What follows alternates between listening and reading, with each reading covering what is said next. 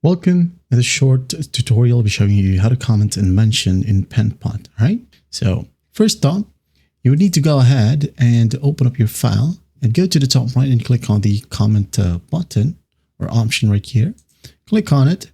And once done, hover over a specific object or screen. For example, this one right here. Just click on a section. Now go ahead and add in your comment. Okay. Once done, hit on post.